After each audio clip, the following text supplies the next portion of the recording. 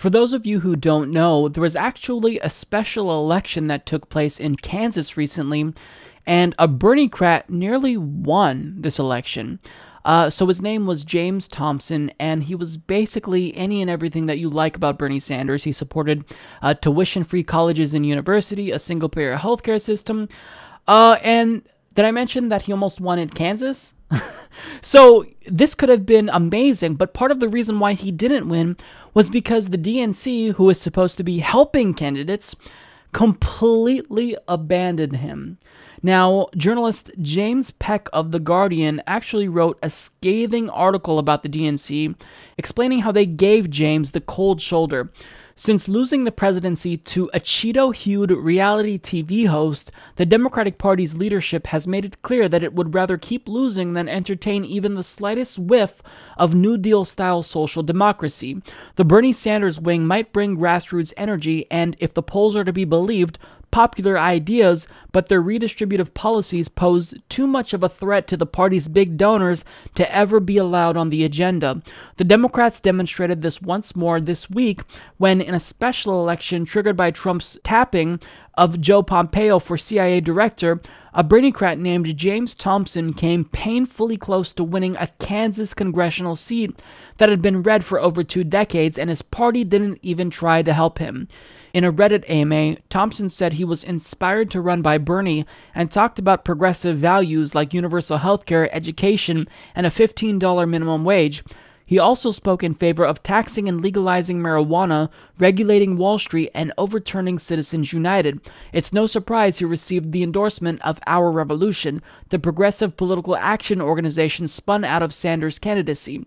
Given our current political climate, you'd think the Democrats would have jumped at the chance to take back a congressional seat and demonstrate opposition to Trump, but you'd be wrong.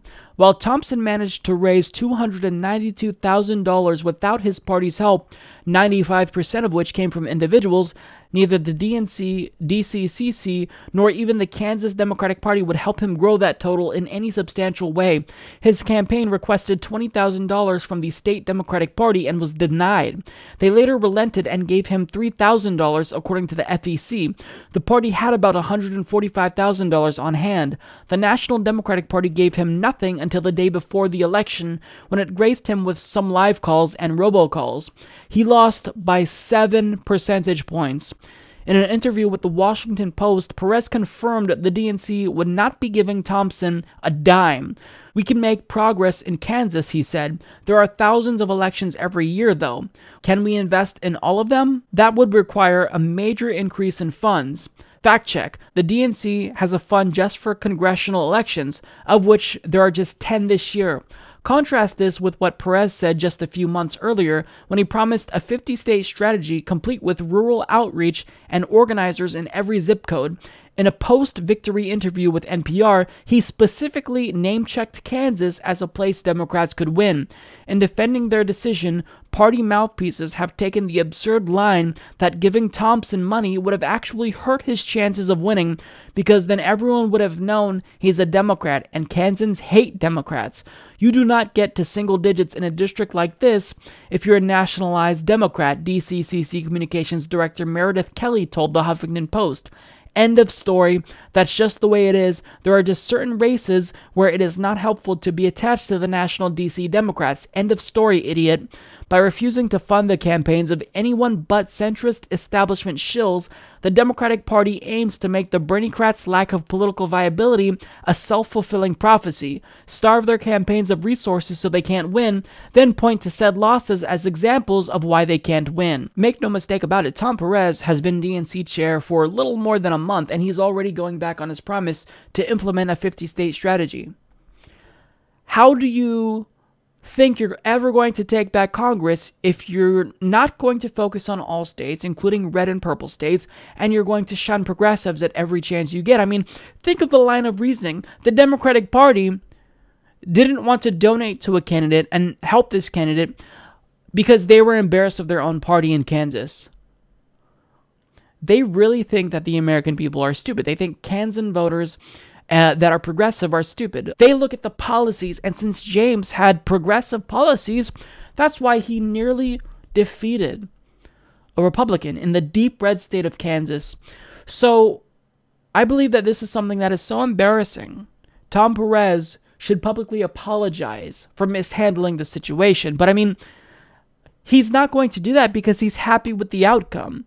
You see, if they get someone like James Thompson in office, then he threatens the cash train of the Democratic Party, because if you don't take money from large corporations, then you're not going to be a puppet for large corporations. So they didn't want him to win, and they continue to do this. They shoot themselves in the foot. They would rather have Republicans be in control because, like I've been saying time and again, they don't want to win. They know that they can change nothing and still win eventually if they just wait out the storm, because they know people will hate Donald Trump and the Republicans so much that we don't give a shit how corporatist, how corrupt these Democrats are. We're willing to vote for anyone who isn't Donald Trump. That's what they're waiting on. I mean, it worked before with George W. Bush, although, Obama certainly ran as a populist. But they are going to do the same strategy and not change a single thing. So when I see Bernie Sanders going on a unity tour with them, as this story breaks, I find it so frustrating. Bernie, it's time progressives take a stand and defend themselves and actually stand up to the Democratic Party bullies who continuously give progressives the middle finger and shun us at every chance they get. So this is so frustrating that we were this close and the DNC botched it. I fully blame them for this. I absolutely blame them for this. They waited till the last minute, and look at what happened. They wanted to wait. They waited that long, and they did something on the last day just so that way they could have plausible deniability. They could say, "Oh, well, look, we tried to help him, but he just came up short." No, this is a failure that the DNC must own. Support this podcast by joining the independent progressive media revolution today at humanistreport.com.